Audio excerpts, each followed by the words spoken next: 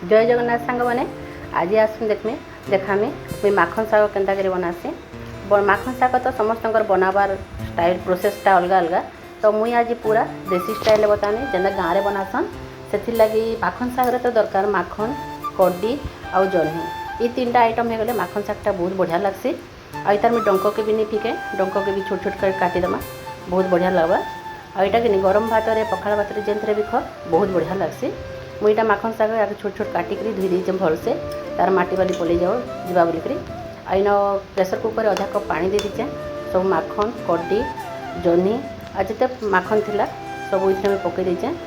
आउ स्वाद अनुसार लुण आ के कभर करी दुईटा सीटी आसला पर्यंत इटा मुझे छाड़ी दीचे।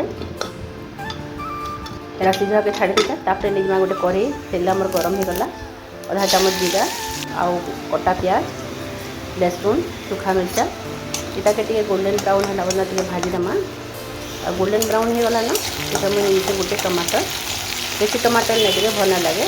आउ मुझे लास्ट गोटे कारण पकामी देख वीडियो को लास्ट पर्यटन देख जेनटा कि शाग के बहुत आउ टेस्टी बन देसी।